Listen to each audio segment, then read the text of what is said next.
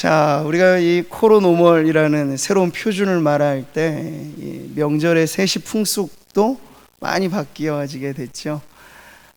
더도 덜도 말고 가위인 날만 같아라, 뭐 이런 말이 오래전부터 있을 정도로 추석 한가위는 풍성함의 상징이었습니다. 그런데 경제가 워낙에 지속적으로 어렵다 보니 보편의 많은 국민들의 지금 추석 분위기는 예전 같지는 않죠. 또 이 추석 명절 돼야 흩어졌던 가족들이 이렇게 모이는데 올해는 모든 게 다 비대면이잖아요. 언택트로 바뀌어지다 보니까 명절마저도 언택트 명절이 돼버렸어요. 그래서 뭐 그럼에도 불구하고 귀한 가족들과의 만남이 있으신 건 참 감사한 일인데, 또 그러지 못한 이들도 많이 있어서 올 추석은 서로가 서로에게 더 위로와 그렇게 축복을 나누는 그런 명절이 되어야 할 줄 믿습니다. 저도 뭐 이렇게 우리나라가 멀면 얼마나 멀겠어요. 다 가까운 지경에 가까운 지금 거리에 있는데 뭐 이렇게 멀리 찾아가지는 못하는 형편이 되어서 우리 가족들이랑 함께 멀리는 못 가도 위로는 좀 갈 수 있지 않을까 싶어서 5 식구가 금오산 등반을 했습니다. 금오산 등반을 5 식구가 같이 한 건 이번이 처음이에요. 그래서 땀을 뻘뻘 흘리면서 정상까지 딱 올라가 보니까 와, 역시 이 구미의 가을은 여전히 아름답다 하는 것을 보았습니다. 저 멀리 황금 들판을 이루고 이 도시도 그냥 이 아스팔트 위에 걸어 다니면서 보는 도시랑 산 위에서 내려다보는 도시의 풍경이 전혀 다르거든요. 그렇게 이 땅에서는요, 뭐 1km 반경이라고 해봤자 얼마 되겠어요? 그 얼마나 답답합니까? 뺑뺑이 도는 게 1km 반경이. 근데 해발 고도 위로 올라가면 틀려져요. 이 구미의 명산 금오산은 그래도 자그마치 해발 976m, 거의 1km에 근접한 명산인데, 그 올라가면 현월봉이라고 하는 이 돌비가 딱 있습니다. 해발 976 딱 쓰여져 있는데, 거기서 보니까 시야가 틀려지고 보는 풍광도 달라지고 물론 공기도 다르고, 제가 그러면서 든 생각이 있어요. 이 코로나19 때문에 땅의 길은 많이 막혔지만 여전히 하늘길은 신선하다. 이게 그냥 등산의 경험으로만 끝나는 게 아니고 영적인 우리의 삶에도 그렇게 적용되겠지요. 여러분, 답답하게 사는 중에 이 땅에서의 세상 일들이 꽉 막혀서 답답하신가요? 그러나 그럴 때 눈을 들어 하늘을 보십시오. 그냥 먼 하늘을 보라는 얘기가 아니고 하늘에 계신 우리 아버지를 바라보는 믿음을 가지시면요, 땅의 길이 막혀 있는 중에도 하늘 길은 열리는 줄 믿습니다. 하늘 문이 열린 인생은 그야말로 그 어느 누구하고도 비교할 수 없는 가장 큰 축복의 인생이 되는 줄 믿으시기 바랍니다. 네, 그렇게 열린 하늘 문을 향하여 나아가면 우리가 고생길이라 생각하는 이 인생 광야도 야곱이 경험한 것처럼 이 광야가 바뀌게 될 것입니다. 어떻게 해요?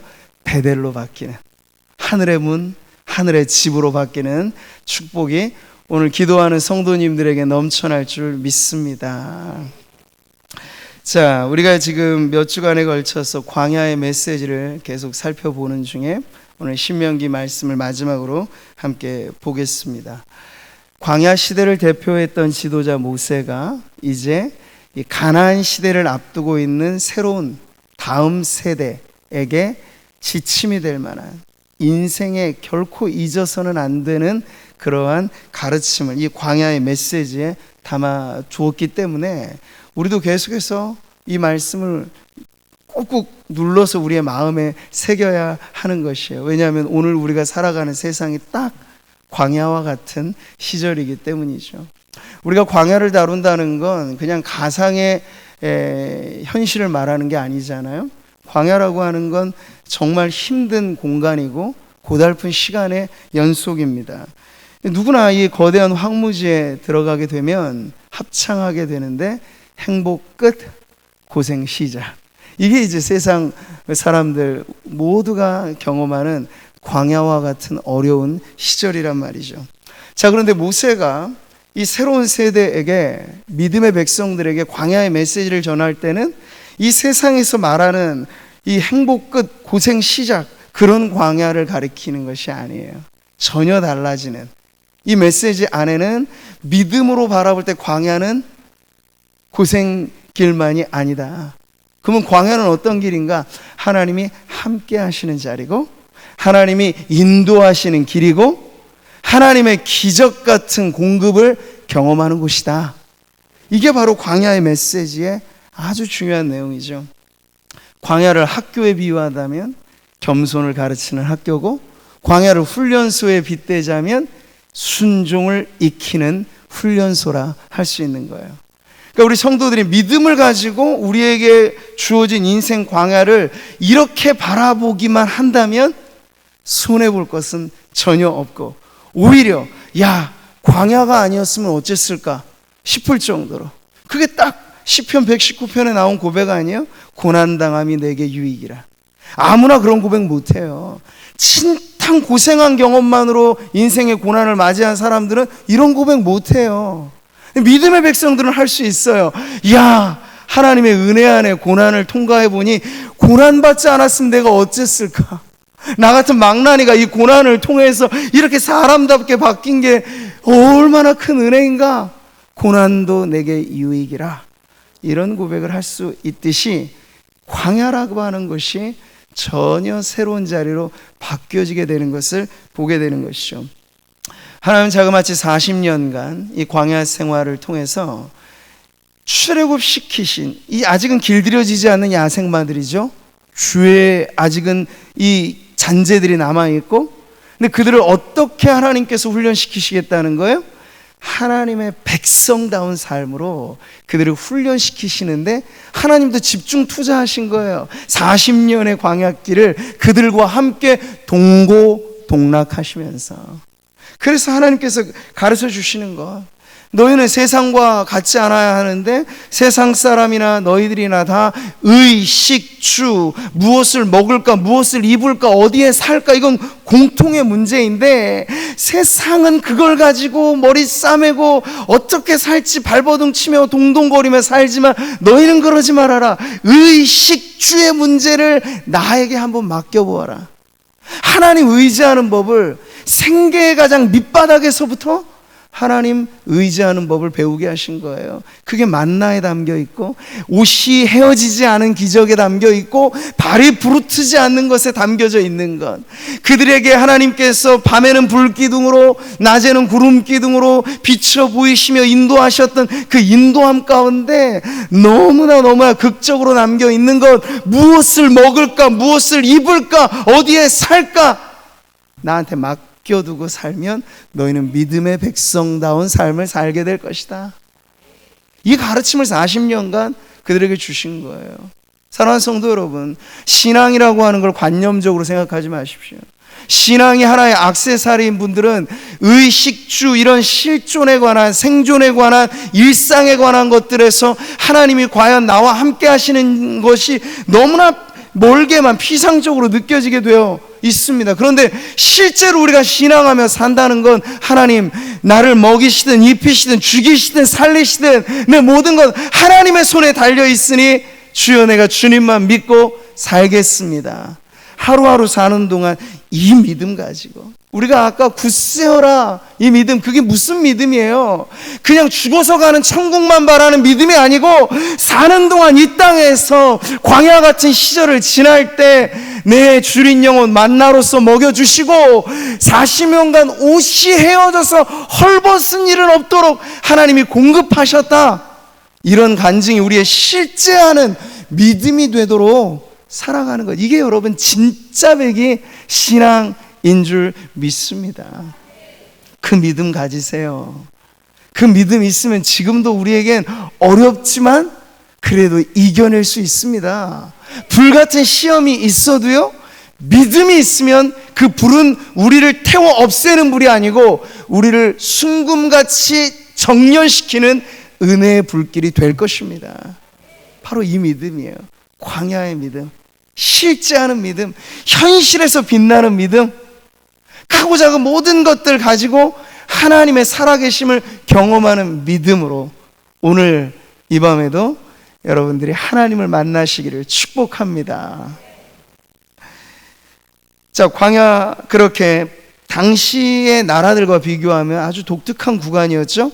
애굽과도 다르고 그들이 장착할 가나안과도 다른, 광야라고 하는 이 독특한 구간을 통과할 때 아직 훈련이 덜 된 상태의 이스라엘 백성들은 그래서 조금만 고생하고 힘들면 입이 쭉 나오고 불평이 끊이지 않았던 곳이기도 해요. 그러니까 우리도 다르지 않아요. 구약 성경은 그냥 이스라엘 백성의 실패 역사만 우리에게 보여주는 게 아니라 여러분도 잘못하면 이럴 수 있습니다. 그러니 조심하고 깨어 있으십시오. 그걸 가르쳐 주는 말씀이지 이스라엘 역사책이 아니에요. 오늘 우리 교회와 성도들에게 주시는 뼈아픈 역사의 교훈이 여기 담겨져 있는데, 광야의 정신 바짝 차리지 않고 살아가게 되면 우리도 하나님께 기껏 구원받고 고생이 조금 우리에게 찾아오면 하나님 이러시려고 날 구원하셨습니까? 이게 지금 출애굽으로 돌아가겠다는 얘기죠. 출애굽으로 우리의 시계추를 돌려달라는 얘기죠. 노예살이 하더라도 그때 얻어먹었던 그 반찬, 얻어먹었던 그 고기 한 점, 이게 더 좋아 보이는 그런 상태에 우리들도 여전히 빠질 수 있어요. 예수 믿지 않는 사람들이 떵떵거리며 살아가는 걸 보면 하나님, 저를 왜 이렇게 고난의 풀무불 속에 담그셔서 이렇게 비교되는 인생으로 살게 하셨습니까? 하는 그런 원망이 자칫하면 우리에게도 나올 수 있는 것, 그것이 바로 인생 광야라는 거예요. 그래서 조심하라고, 힘들고 어려움이 우리에게 찾아올 때 애굽으로 돌아가자는 말을 하지 말라고. 여기 광야가 아무리 힘들어도 하나님이 주인되지 않고 바로가 주인되었던, 세상이 주인되었던, 마귀가 주인되었던 옛사람으로 돌아가는 것과는 하늘과 땅 차이라는 걸 잊지 말라고 하나님께서는 이 말씀을 주시는 거예요. 반드시 하나님에게 목적이 있는데, 여러분, 목적이 이끄는 삶이라는 유명한 베스트셀러도 있잖아요. 그 말 자체는 틀리지 않아요. 하나님이 우리에게 주신 인생은 길어야 짧아야 한평생인데, 이 한평생 나그네 길에 목적 없이 떠다니는 인생은 아무도, 어느 누구도 없습니다. 근데 하나님이 우리에게 성도로서 고귀한 인생의 목적을 주시고, 그러한 채로 우리가 광야를 살아가게 된다면 하나님께서 이 광야를 지나가게 하시는 어떤 목적이 있는가만 여러분 분명히 안다면 흔들리지 않을 수 있는 거예요. 여러분, 그것이 무엇입니까? 오늘 1절 말씀을 다시 한번 읽어보겠습니다. 내가 오늘 명하는 모든 명령을 너희는 지켜 행하라. 그리하면 너희가 살고 번성하고 여호와께서 너희의 조상들에게 맹세하신 땅에 들어가서 그것을 차지하리라. 여기 핵심 단어 세 가지가 나오죠. 따라해 보겠습니다. 생존, 번성, 정복. 이 세 가지. 여러분, 이게 어디서 나왔던 말씀입니까? 하나님께서 첫 사람을 지으셨을 때 소위 문화명령이라고 주셨다. 생육하고 번성하고 땅에 충만하라, 땅을 정복하라. 이 명령이 지금 가나안을 앞두고 있는 이스라엘 백성들에게도 광야 시절을 통과하면서 그들에게 목적하신 바가 바로 이것이다. 생존하고 번성하고 그리고 정복하는 삶. 끌려다니고 압제당하는 삶이 아니라 하나님의 말씀으로 다스리고 통치하는 삶을 하나님께서는 광야의 연단, 이 수업을 통해서 그들에게 가르쳐 주신 거예요. 그러니 여러분, 우리들에게 다시 한번 이 광야라고 하는 공간은 그저 허허벌판 텅 빈 공간이 아니고 우리에게 주신 비전이 현실로, 소망이 현실로 이어지는 길이 되는 줄 믿습니다. 따라해 보시죠. 광야는 소망이 현실되는 믿음의 길이다. 그 길로 걸어가시기를 바랍니다. 자, 이런 목적을 가지고 하나님께서 이 광야의 길을 인도하실 때 사람이 떡으로만 사는 것 아니고 하나님의 말씀으로 사는 존재다 하는 이 만나를 통하여 인생 수업을 가르쳐 주신 이후에 오늘 우리가 보는 말씀에서는 또 하나 마지막 관문으로서 이들이 통과하는 이 광야의 의미를 신앙 수업의 자리로 가르쳐 주세요. 5절 말씀 같이 읽어보죠. 너는 사람이 그 아들을 징계함 같이 내 하나님 여호와께서 너를 징계하시는 줄 마음에 생각하고. 바로 이것입니다. 자, 신앙의 핵심이 무엇이냐 묻는다면 성경은 분명히 가르쳐 주죠. 신앙은 바로 하나님과의 관계이다. 다른 것 아니에요, 여러분. 신앙은 도구가 아닙니다. 신앙은 하나님과의 그 관계 그 자체이죠. 그래서 신앙을 정의할 때 가장 좋은 정의는 신앙이란 인격적인 하나님과의 인격적인 관계이다. 이렇게 말할 수 있어요. 우리가 친한 친구를 언제나 인식하며 살듯이, 부모 자식 간의 관계는 언제나 가깝고 끈끈하듯이, 하나님은 우리에게 먼데 계신 하나님이 아니고 때론 친구처럼 아브라함을 보시라고 말씀하셨으니까요. 그리고 부모와 같이 오늘 말씀에서 나오는 비유가 바로 아버지와 아들의 관계로서 바로 신앙의 수업을 광야에서 받게 하셨다. 이걸 지금 가르쳐 주시는 거예요. 성경은 하나님이 당신의 형상대로 인간을 창조하셨다고 말씀하죠. 그런데 그 하나님을 모르는 세상은 어떻게 이걸 바꾸어 놓았습니까? 사람을 닮은 신들을 만들어 놓은 거예요. 이게 세상의 종교이죠. 그리스 로마 신화에 나오는 신들을 보세요. 모두가 다 인간을 닮은 신들이죠. 그래서 결함투성이에요. 근데 한 가지 차이는 있어요. 능력은 갖고 있어요. 그래서 다산을 주장하거나 전쟁을 이기게 하거나 풍요를 관장하거나 뭐 이런 신들은 많은 거예요. 그래서 인격적으로는 결함이 많은데 능력은 많기 때문에 여러분, 그 신의 혜택을 받으려면 어떻게 해야 됩니까? 신을 달래야 되는 거죠. 그게 바로 종교의 풍습인 거예요. 제사를 드리고 고행을 하든지 뭘 하든지 사람이 만들어낸 종교, 사람이 만들어낸 신을 달래고 자신의 마음에 전적으로 순종하는 게 아니라 비굴하게 보이는 굴종을 해서라도 내 목적하는 바를 성취하기 위해서 신을 설득하자. 이게 바로 세상 종교의 특징인데, 하나님이 성경을 통해 우리에게 가르쳐 주시는 참된 믿음은 이런 게 아니고 하나님과의 인격적인 사귐, 하나님과의 인격적인 관계로서 우리의 신앙을 가르쳐 주고 있다는 거죠. 여러분, 애굽의 10가지 재앙은 사실 그들의 다 신앙과 결부된 피조물들을 우상화시켰던 애굽의 신들에 내리는 재앙이기도 했습니다. 그렇게 해서 출애굽시키셨어요. 그런데 이제 애굽은 과거가 되어져 버린 이스라엘이지만 그들로 말하자면 미래로 그들이 가야 할 땅 가나안은 또 어떤 땅이었습니까? 가나안이 그냥 쉽게 열리는 곳이었습니까? 아니잖아요. 정복해야 될 곳이었는데 가나안이라고 하는 그 땅 역시도 가나안의 족속들이 섬기는 신들이 가득 넘쳐났던 자리였단 말이죠. 이게 뭘 가르쳐 줍니까? 과거나 미래나 하나님 없는 세상은 매 한 가지인데 인간을 닮은 신들을 만들고 그걸 우상이라 말하는 그 우상 앞에 절하고 종교로 숭배하면서 자신이 목적하는 바를 이루고자 하는 그곳이 바로 세상인데, 광야를 통과한 하나님의 백성들은 똑똑히 알라. 우리가 믿는 하나님은 절대 세상의 신들과 같지 않은 분이심을, 이걸 지금 가르쳐 주는 거야. 그래서 가장 근본된 차이를 하나님과의 인격적인 관계로 신앙을 가르쳐 주시려고 하나님께서 모진 광야를 통과하게 하셨다. 이게 바로 오늘 말씀의 핵심이에요. 여러분, 여기 나오는 이 부자 관계, 아버지와 아들의 관계, 이것이 다른 어떠한 비유보다도 아주 중요한 가르침을 담고 있는데, 성경 곳곳에 사실 하나님을 우리의 아버지로, 많은 관계적인 비유가 있지만 가장 친밀한 비유를 말하자면 우리가 유명한 탕자의 비유에서도 나오는 것처럼 자식을 애지중지 여기는 못난 자식, 10손가락 깨물어서 안 아픈 손가락 없다는 그 마음 그대로 하나님은 우리 아버지이시다, 그걸 가르치는 비유가 가득하죠. 여러분, 거듭남이라고 하는 걸 무엇으로 성경은 가르칩니까? 같이 한번 읽어보죠. 영접하는 자, 곧 그 이름을 믿는 자들에게는 하나님의 자녀가 되는 권세를 주셨으니.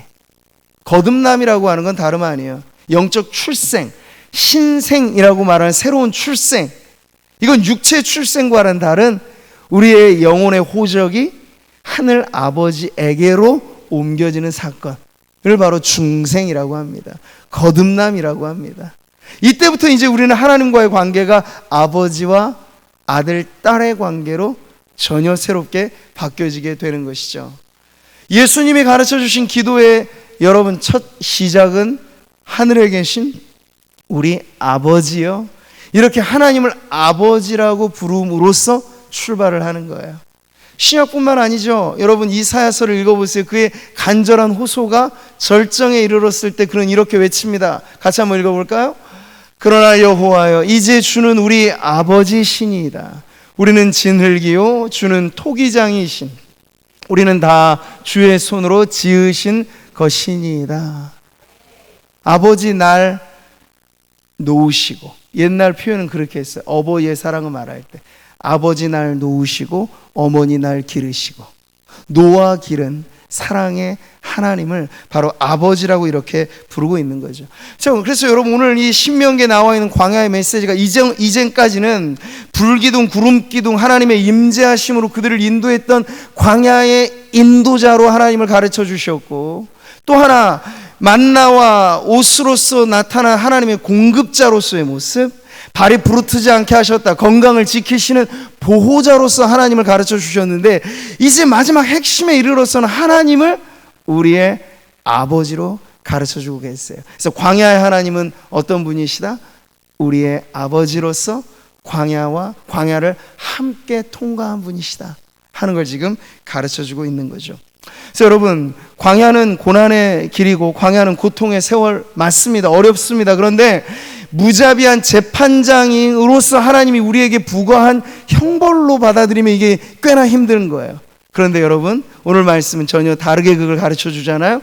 아버지이신 하나님이 허락하신 자리가 광야이고, 아버지이신 하나님이 우리에게 허용하신 이 세월이 광야의 세월이라면 우리에겐 전혀 다른 광야의 연단이 우리의 신앙에 매우 중요한 의미로 다가오게 되는 거죠. 사랑하는 성도 여러분, 이것을 결코 잊지 마십시오. 우리가 하나님을 선하다 찬양할 때, 좋으신 하나님이라고 찬양할 때, 그 하나님 우리를 푸른 초장 쉴만한 물가로 인도하실 때만 좋으신 분이 아니고, 광야로 우리를 인도하실 때도 여전히 하나님은 좋으신 분인 줄 믿습니다. 이 믿음만 여러분에게 있으면 틀림없어요. 광야는 오히려 우리에게 축복의 자리가 될 것입니다.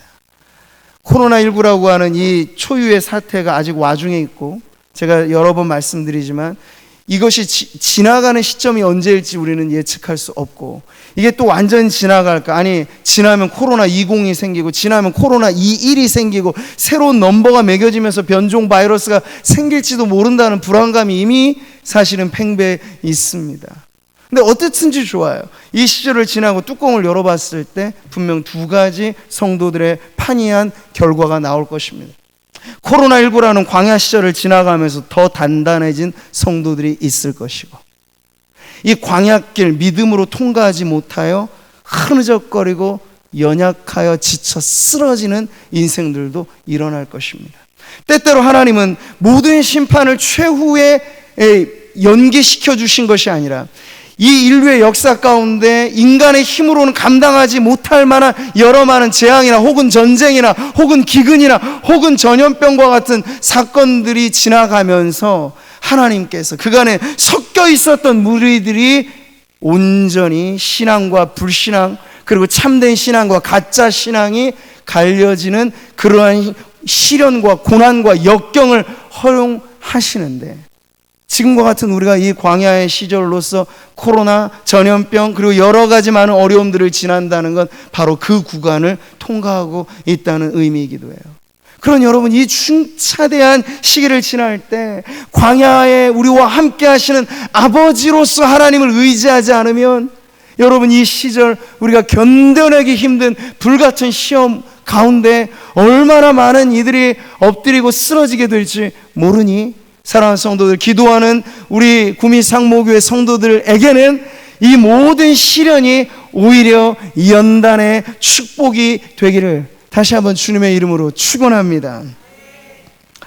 제가 며칠 전에 우리 김종수 장립 집사님이, 아시는 분들은 다 아실 테죠, 이 대구 보훈병원 이 마지막 호스피스 병동으로 옮겨지셔서 교구 목사님 같이 어찌 보면 마지막일 수도 있겠다 하는 그런 위기감을 가지고 기도해 드리러 갔어요.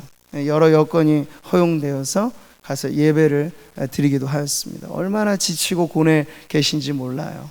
겨우 간신히 이 병원의 침상을 의지해서 기대어 앉으시고, 그 옆에 간호하신 우리 김승훈 권사님 정말 안타까운 마음으로 남편을 끝까지 이렇게 간호하는 모습을 함께 계실 때 제가 시편 23편 말씀을 읽어드렸어요.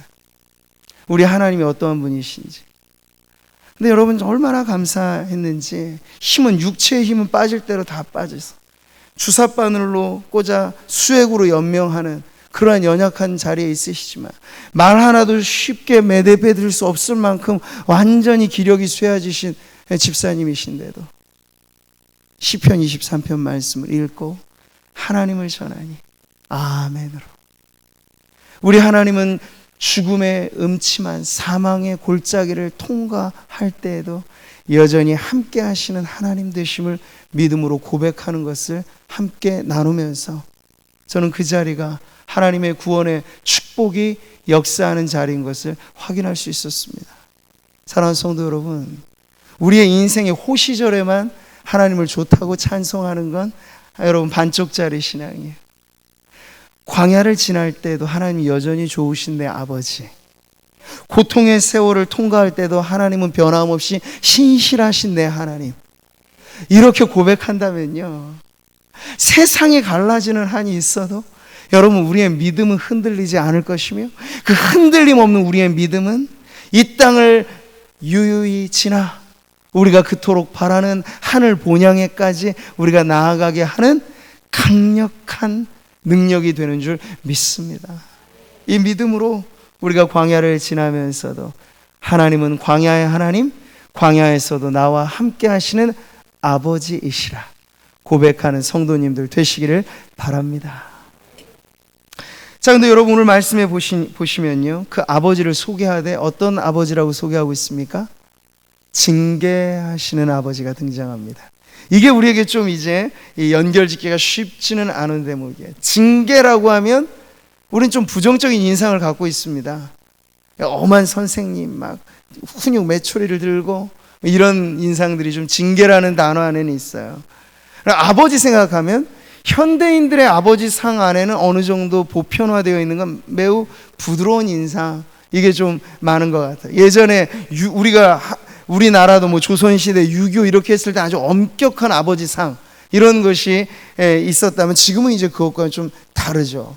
그러니까 지금 시대에 우리가 징계라는 단어도, 아버지라고 하는 이미지도 우리의 가지고 있는 기본의 이 관념을 가지고 대하게 되면 징계하시는 아버지로서 하나님을 이해하기가 쉽지만은 않은 거예요. 근데 여러분, 성경에는요, 징계하시는 아버지로서 하나님을 곧잘 소개해 주고 있다는 사실을 알게 되실 거예요. 여러분 잠언 말씀 같이 한번 읽어보죠. 내 아들아, 여호와의 징계를 경히 여기지 말라. 그 꾸지람을 싫어하지 말라. 대저 여호와께서 그 사랑하시는 자를 징계하시기를 마치 아비가 그 기뻐하는 아들을 징계함 같이 하시느니라. 그러니까 성경이 가르쳐 주는, 그러니까 부정적인 징계가 아니에요. 그냥 자기 감정에 못 이겨서 매를 드는 그런 부정적인 징계가 아니고, 성경이 가르쳐주는 하나님의 징계는요, 사랑에서 나오는 하나의 또 다른 표현이라고 지금 가르쳐주고 있는 거죠. 여러분 보면 고대 왕들이 왕위를 계승할 왕자들을 훈련시킬 때 아주 혹독하게 훈련을 시킵니다. 람세스 2세, 그러니까 우리가 모세 시대에 있었던 이 왕을 이 소설로 해서 쓴 소설 그 책을 보면요, 첫 장면이 매우 인상적이에요. 아버지 파라오, 아버지 대왕이 이제 왕위를 계승받을 왕자 이 람세스를 훈련시키는데 야생의 황소와 1대1 대결을 벌이게 해요. 14살 남짓한 그 소년이 어떻게 맨주먹으로 그걸 이길 수 있겠습니까? 결정적으로는 사실은 이기지는 못해요. 아버지가 절호의 찬스로 도와주기 때문에. 그런데 하나 극복하게는 되었죠. 뭐냐면 죽음의 공포를 이기는 훈련을 한번 받게 한 거예요. 근데 보통 나긋나긋한 아버지 같으면 그렇게 못해요. 자기 아들을 억지로 사지에 내몰아라 하면서 죽음의 공포와 한번 싸워서 이겨봐라. 이게 이 땅의 아버지들은 쉽게 사실을 할 수도 없는 훈련이기도 한데, 당시에 그 관습에 보니까 이런 엄격한 훈련을 아버지들이 곧잘 시켜준 것이 나오는 것을 보게 되는 거죠. 근데 하나님의 징계에 관해서도 말할 때 아버지이신 하나님이 얼마든지 사랑하는 아들로서 그 자녀들을 징계하신 하나님이다 라고 하는 걸 가르쳐 주는 거죠. 징계 그 자체는 견디기 힘든 고난입니다. 근데 여러분, 우리에게 그런 징계와 같은 차원의 어려움이 올 때 이걸 질문해 봐야 돼요. 왜? 무엇 때문에? 그리고 이것이 누구로부터 오는 것인가? 만약 세상으로부터만 오는 고난이라면 그건 피하세요. 피할 수 있다면 피하십시오. 그런데 여러분, 하나님께서 허락하셔서 우리에게 아버지가 아들을 징계함 같이 주시는 만약 그런 징계라면 그건 피해서는 안 되는 것이고 피할 수도 없는 것이고 그건 맞닥뜨려야 하는 것이죠. 성경에는 바로 이런 징계가 있다는 거예요. 연단이라 말하는, 신앙의 테스트라고 말하는, 바로 그러한 징계를 하나님께서 광야 40년 동안 이스라엘 백성에게 허락하셨다 하는 거죠. 여러분, 신약 성경 히브리서 보면 유명한 믿음장 나오죠? 11장, 히브리서 11장. 믿음은 바라는 것, 실상, 이렇게 시작되는 믿음장이 나와요. 근데 믿음장 다음 장도 아주 유명한 장인데 그 장의 이름이 뭔지 아세요? 징계장이라고 불려집니다. 히브리서 12장은요, 잠언의 말씀 그리고 오늘 신명기의 말씀, 이 모든 것을 압축해서 그 당시 불같은 박해와 고난을 통과했던 초대교회 성도들에게 그 시험의 의미를 똑같이 적용시키고 있어요. 이렇게 같이 한번 읽어보죠. 내 아들아, 주의 징계하심을 경히 여기지 말며 그에게 꾸지람을 받을 때 낙심하지 말라. 주께서 그 사랑하시는 자를 징계하시고 그가 받아들이시는 아들마다 채찍질하심이라 하였으니. 여러분, 바로 이러한 말씀들을 우리가 대입해서 오늘 이 신명기 광야의 메시지를 이해해야 합니다. 그러면 징계라고 하는 것에 대한 마냥 부정적인 인상이 아니라, 하나님께서 나를 아들로서 여기시는구나. 그래서 여러분, 성경에서 가장 참혹한 하나님의 저주와도 같은 심판, 살아가는 동안에 받는 심판이 있는데 그게 뭔지 아세요? 그게 뭔지 아세요? 내버려 두는 거예요. 그걸 유기라고 하죠. 로마서에 아주 잘 나타나와 있는 하나님의 심판과 저주는 죄인을 그냥 내버려 두는 거예요. 심판날까지. 근데 징계는 뭡니까? 하나님의 자녀들을 내버려 두지 않으시는 하나님의 끝없는 사랑인 거예요. 왜 아들에게 채찍을 듭니까? 회초리를 듭니까? 아들은 남이 아니기 때문이죠. 이웃집 아이가 탈선하면 잔소리할 권리도 없고 그렇게 할 필요도 없을 거예요. 근데 내 자식이니 탈선하지 말라고 부모는 잔소리를 하는 것이고, 그 잔소리하는 부모도 부정적이고 연약함은 있겠지만 하늘 아버지이신 우리 하나님의 이 징계에도 바로 그렇게 어긋나지 말아라, 잘못된 길로 가지 마라, 신앙 잃어버리지 말아라, 세상 너무 좋아하지 말아라, 이걸 가르쳐 주실 때 하나님께서 사람 채찍과 인생 막대기를 드시는 징계를 허용하신다 하는 사실이에요. 사랑하는 성도 여러분, 하나님이 회초리를 드실 때 회초리만 보면 억울하실지 몰라요.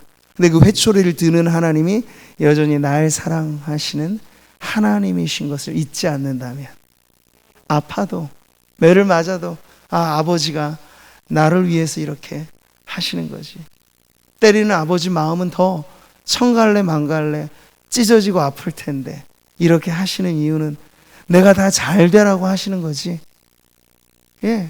그렇게 우리가 믿음으로 받아들이게 되면 징계는 사랑하는 아버지와 사랑받는 아들 사이에만 있을 수 있는 가장 비밀한 사랑의 표현이라고 성경은 가르쳐주고 있는 것입니다. 오늘날 우리는 뒤틀린 관계의 아픔 속에 살아갑니다. 아버지 상이 깨어졌고 자녀 상이 깨어져 버렸어요. 가족의 해체 시대를 우리는 살고 있습니다. 그래서 성경에 이런 말씀을 전해도 부정적인 아버지 상을 갖고 있는 성도들은 하나님이 매를 드신다? 하나님이 징계하신다? 이걸 오해하는 거예요. 현실의 아버지에 빗대어서 하나님을 왜곡시키는 거죠. 근데 여러분, 이 땅에 뒤틀린 관계에 많은 문제들이 있지만 원천적인 손상되지 않는 하나님과 우리 사이의 아버지와 자녀로서의 관계로서 이 말씀을 여러분 이해하신다면 하나님의 징계는 하나님이 그 사랑하시는 자녀들에게 허락하시는 감추어진 축복의 매라고 하는 걸 여러분 잊지 마시기를 바랍니다. 징계하시는 하나님, 광야의 연단 속에 마지막 가르쳐주는 신앙의 수업은 바로 이것이었어요. 징계하시는 하나님. 히브리서 말씀 같이 한번 읽어보죠. 징계가 당시에는 즐거워 보이지 않고 슬퍼 보이나 후에 그로 말미암아 연단받은 자들은 의와 평강의 열매를 맺느니라. 광야에 뜻이 있다고 했죠? 고난에도 목적이 있습니다. 하나님이 괜시리 우리에게 징계를 하시는 게 아니고요. 하나님의 자녀들이 고통당하는 걸 마음 아파하시는 하나님이신데 그럼에도 불구하고 광야 40년 그 고난 가운데 함께 하시면서까지 광야길을 통과시킨 이유는 이 징계라고 불려지는 고난을 지날 때야 비로소 나온 아주 실한 열매가 있기 때문에 오곡백과 무르익은 결실의 계절 이 가을 추석에 우리가 이 말씀을 여러분 보신다면 하나님 우리의 영혼에도 이런 열매가 맺어지기를 바라셔서 의와 평강의 열매가 맺어지기 바라셔서 사랑의 하나님이 우리에게 이와 같은 광야를 허락하셨다 하는 이 마지막 말씀을 여러분 잊지 마시고 광야의 신앙 수업을 제대로 받아 통과하시기를 축복합니다. 양약고구라는 말이 있어요. 좋은 약은 입에는 쓰다. 마찬가지입니다. 우리의 영혼의 이로운 삶이 때로는 현실에서는 고달픈 모습으로 찾아올 수 있어요. 반대로 영혼이 피폐해지는 삶이 현실에서는 매우 편안한 삶일 수도 있습니다. 그러니 현실만 보고 성도의 신앙을 평가할 수 없어요. 네. 여러분의 영혼이 무르익어 가느냐 그렇지 않느냐를 현실만 봐서는 판단할 길이 없고 고난을 지날 때에도 여러분이 믿음으로 잘 인내하면서 좋은 약이 입에 쓰듯 하나님의 징계가 당장에는 슬프고 힘들고 아파 보이나 이로써 하나님이 의와 평강의 열매를 맺게 하시려고 나로 광야를 지나게 하신다 하는 믿음만 가지고 나아가신다면 오늘 신명기에 나와 있는 이 광야의 메시지 결론에 저와 여러분 모두가 함께 도달하게 될 줄 믿습니다.